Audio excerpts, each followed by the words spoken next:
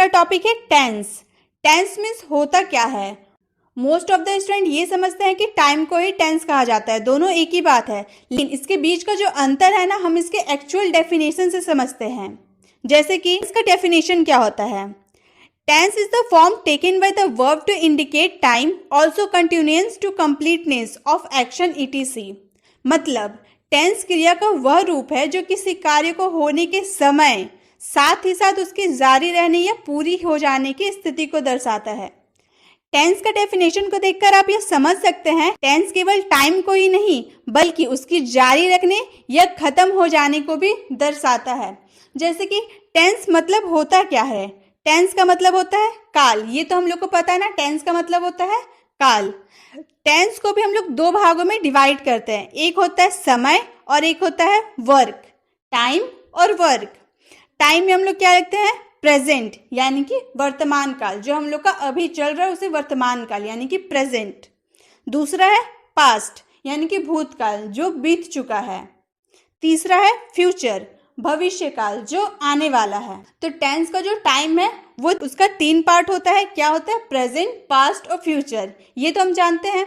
हम लोग का काम है वो उसका 4 पार्ट होता है, indefinite, continuous, perfect, perfect continuous.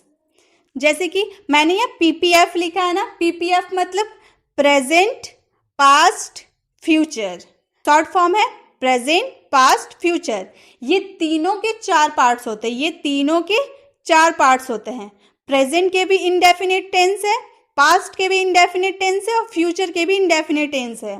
उसी तरह से प्रेजेंट के भी कंटिन्यूअस है, पास्ट के भी कंटिन्यूअस है और फ्यूचर के भी कंटिन्यूअस है। उसी तरह से प्रेजेंट के परफेक्ट, पास्ट में भी परफेक्ट और फ्यूचर में भी परफेक्ट। प्रेजेंट का परफेक्ट कंटिन्यूअस, पास्ट का perfect continuous, future perfect continuous. ये तो हम लोगों ने स्कूल में काफी पढ़ा है।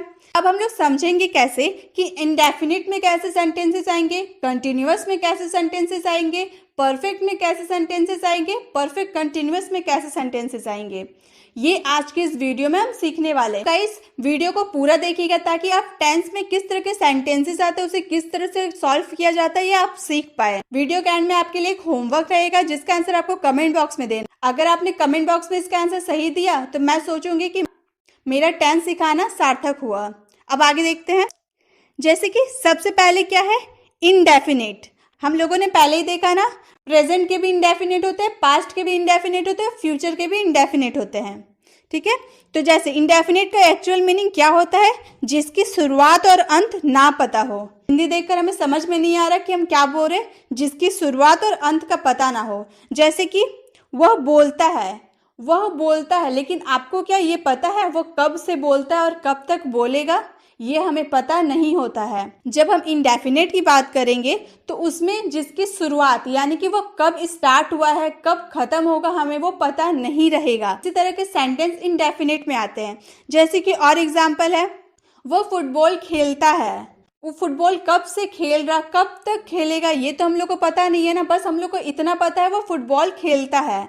जैसे मैं हिंदी बोलती हूँ, लेकिन मैं कब से हिंदी बोलती हूँ, कब तक हिंदी बोलूंगी, ये तो नहीं पता है ना। तो वैसे सेंटेंस इंडेफिनिट में आते हैं जिसकी शुरुआत और अंत का हमें पता नहीं होता है। हमें ये पता नहीं होता है वो कब शुरू हुआ कब खत्म होगा। तो इस तरह के सेंटेंस इंडेफिनिट में आते हैं। जैसे वह बोलता है के लिए हम लोग क्या बोलेंगे, he speaks, he speak. Continuous में क्या होता है, जो लगातार चल रहा है, जो लगातार चल रहा है। जैसे कि वह खेल रहा है, ही इज प्लेइंग, वह खेल रहा मतलब उसका काम जारी है। जैसे हम बोल रहे हैं ना वह खेल रहा है, लेकिन क्या हमें पता है वह कब से खेल रहा है कब तक खेलेगा, ये तो हमें इसमें नहीं पता है ना। वो नहीं बोल रहा कि वो सुबह से खेल रहा वो रात तक खेलेगा, ये हम लोग को पता नहीं है। हम लोग बस इतना बोल रहे कि वह खेल रहा है मतलब उसका काम जारी है। तो कंटिन्यूअस में इस तरह के सेंटेंस आएंगे जिसका अंत, जिसकी शुरुआत और अंत हमें पता नहीं होगी लेकिन वह काम जारी है ये हमें पता रहेगा। जैसे कि वह दौड़ रहा है, लेकिन कब से दौड़ रहा, कब तक दौड़ेगा, ये हमें नहीं पता है। तो इस तरह के सेंटेंस जिसकी शुरुआत और अंत का हमें पता नहीं है लेकिन वो काम जारी है ये हमें पता है, उस तरह के सेंटेंस कंटिन्यूअस टेंस में आते हैं। नेक्स्ट है परफेक्ट।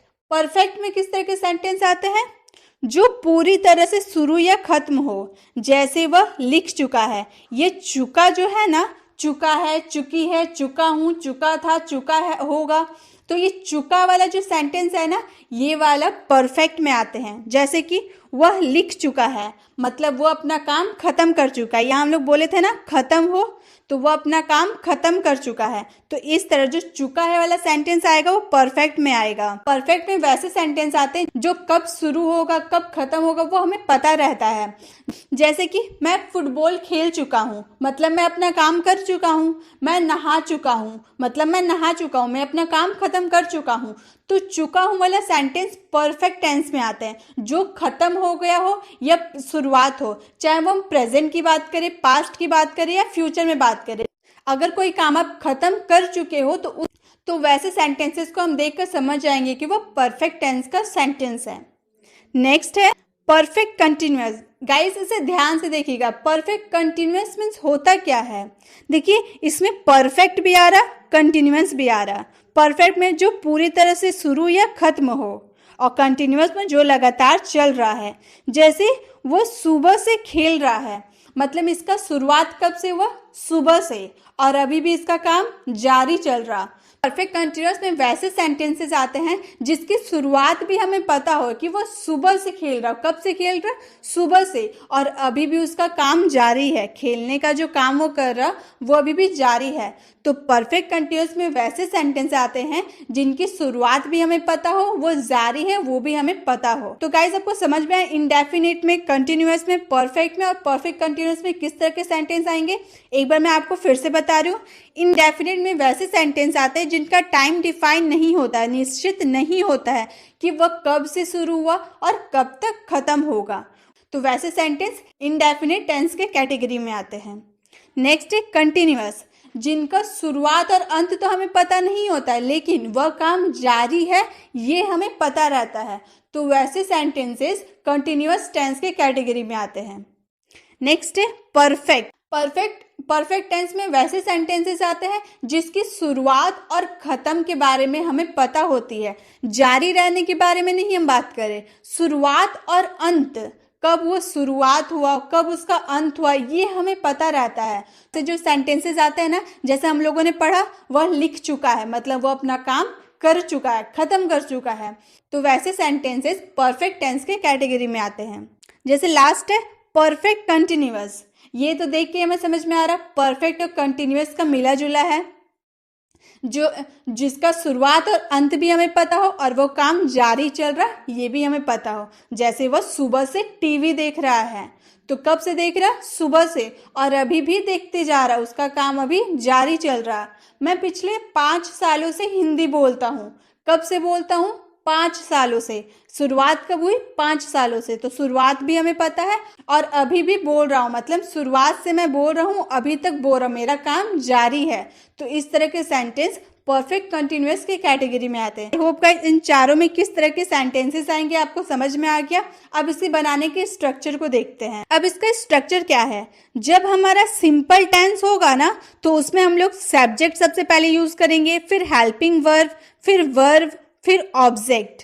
ठीक है, सिंपल टेंस में किस स्ट्रक्चर को फॉलो करेंगे, सबसे पहले सब्जेक्ट, फिर हेल्पिंग वर्ब, फिर वर्ब, फिर ऑब्जेक्ट। जब हम लोग का नेगेटिव टेंस रहेगा तब हम लोग सबसे पहले सब्जेक्ट यूज करेंगे plus helping verb plus not plus verb plus object. और जब हमारा इंट्रोगेटिव टेंस रहेगा तब हम सबसे पहले हेल्पिंग वर्ब, फिर सब्जेक्ट, फिर वर्ब, फिर ऑब्जेक्ट। और जब नेगेटिव इंट्रोगेटिव सेंटेंसेस रहेंगे तो सबसे पहले हेल्पिंग वर्ब, फिर सब्जेक्ट, फिर नॉट, फिर वर्ब, फिर ऑब्जेक्ट। ये तो समझ में आ गया। लेकिन इसमें देखिए सब्जेक्ट है, हेल्पिंग वर्ब है और ऑब्जेक्ट है। इसमें जो हेल्पिंग वर्ब, सब में हेल्पिंग वर्ब जो है ना, ये हेल्पिंग वर्ब में हम क्या यूज करें, हेल्पिंग वर्ब तो बहुत सारा होता है ना, is, am, are, was, were, do, does, did, will, have, had, has, have, बहुत सारे हेल्पिंग वर्ब होते हैं। तो किस वाले सेंटेंस में किस तरह हम लोग कौन सा हेल्पिंग वर्ब यूज करेंगे वो हम देखते हैं। सबसे पहले यहाँ देखिए 3 पार्ट है, प्रेजेंट, पास्ट, फ्यूचर। ये तो हमको पता है। जब प्रेजेंट, पास्ट और फ्यूचर के इनडेफिनिट सेंटेंसेस होंगे उसमें हम लोग डू और डज यूज करेंगे प्लस वर्ब का फर्स्ट फॉर्म यूज करेंगे। ठीक है, जब प्रेजेंट का इनडेफिनिट होगा तो हम डू डज प्लस वर्ब का फर्स्ट फॉर्म यूज करेंगे। जब पास्ट का इंडेफिनेट होगा तो उसमें हम डिड प्लस वर्ब का फर्स्ट फॉर्म यूज करेंगे। जब फ्यूचर का इंडेफिनेट होगा तो विल प्लस वर्ब का फर्स्ट फॉर्म यूज करेंगे। इसी तरह का प्रेजेंट का जब कंटिन्यूअस होगा तो उसमें is am are plus verb में आईएनजी यूज करेंगे। जब पास्ट कंटिन्यूअस होगा तो वाज वेयर प्लस वर्ब में आईएनजी, और फ्यूचर कंटिन्यूअस रहा तो विल बी वर्ब में आईएनजी। इसी तरह से प्रेजेंट परफेक्ट में हैज हैव प्लस वर्ब का थर्ड फॉर्म यूज करना, फर्स्ट नहीं थर्ड फॉर्म यूज करना है। जब पास्ट परफेक्ट रहेगा तो हैड प्लस वर्ब का थर्ड फॉर्म, फ्यूचर परफेक्ट रहेगा तो विल हैव प्लस वर्ब का थर्ड फॉर्म। किस तरह हम कौन सा हेल्पिंग वर्ब किस वाले सेंटेंस में यूज करेंगे आपको समझ में आ गया। अब देखिए इसका स्ट्रक्चर है subject, helping verb, verb, object. अब देखिए इसमें जो सब्जेक्ट है ना, सब्जेक्ट क्या होता है? सब्जेक्ट वो होता है जो काम को करता है। जैसे राम, राम हुआ सब्जेक्ट, वो कोई भी, जैसे राम गाना गाता है तो राम गाना गा रहा है ना, राम काम कर रहा, तो सब्जेक्ट हो जाता है जो काम को करता है। और हेल्पिंग वर्ब, या हम लोगों ने इतने सारे हेल्पिंग वर्ब देखे, वो हेल्पिंग वर्ब हम यूज करेंगे, उसमें हम इंडेफिनिट, कंटिन्यूअस, परफेक्ट, किस समय की बात करेंगे, प्रेजेंट, पास्ट, फ्यूचर, वो सब हम देखकर हेल्पिंग वर्ब को यूज करेंगे। अब वर्ब आता है। वर्ब क्या होता है? तो वर्ब मतलब होता है जो क्रिया हो रही है, और ऑब्जेक्ट जिस पर क्रिया हो रही है। ऑब्जेक्ट होता है जिस पर क्रिया हो रही है, सब्जेक्ट जो काम को करता है, हेल्पिंग वर्ब हम लोगों ने देखा, वर्ब क्रिया होती है और ऑब्जेक्ट जिस पर क्रिया की जाती है। अब आई होप गाइस आपको सारे स्ट्रक्चर समझ में आ गए। Simple sentences, negative sentence, interrogative sentence, negative interrogative sentence में किस तरह कौन से स्ट्रक्चर को फॉलो करेंगे आपको समझ में आ गया। और हेल्पिंग वर्ब कब हम लोग क्या चीज का यूज करेंगे, इंडेफिनिट में, कंटिन्यूअस में, परफेक्ट में किस हेल्पिंग वर्ब का यूज करेंगे आपको समझ में आ गया होगा। अब देखिए जो हेल्पिंग वर्ब में do, does, is am are, was were, has have, ये दो चीजें ना, तो हम कब पहचानेंगे कि किस में डू लगाए, किस में डज लगाए, किस इज एम आर लगाए, किस वाज वेयर लगाए। तो ये वाले भी पहचानने के एक नियम होते हैं। क्या नियम होता है वो भी हम लोग देख लेते हैं। जब थर्ड पर्सन सिंगुलर होगा ना, जैसे कि ही, सी, इट, या फिर किसी व्यक्ति का नाम, जब थर्ड पर्सन सिंगुलर रहा तो हम लोग इज, वाज, हैज या डज का यूज करेंगे। थर्ड पर्सन सिंगुलर में सिर्फ, जैसे कि ही, सी, इट या फिर किसी का नाम, उसमें हम इज, वाज, हैज और डज का यूज करेंगे।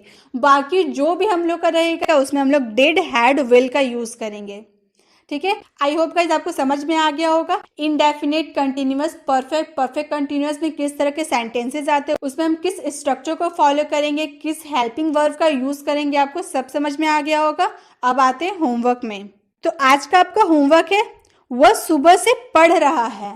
तो आपको देखकर समझना है कि ये प्रेजेंट की बात करें, पास्ट की बात करें या फ्यूचर की बात करें, इसमें किस स्ट्रक्चर को फॉलो करेंगे। ये इंडेफिनिट में आएगा, कंटिन्यूअस में आएगा, या परफेक्ट में आएगा, या परफेक्ट कंटिन्यूअस में आएगा, किस में आएगा ये आपको पहचानना है और झट से इसका आंसर कमेंट बॉक्स में करना है। वीडियो पसंद आई तो वीडियो को लाइक करें, अपने दोस्तों को शेयर करें।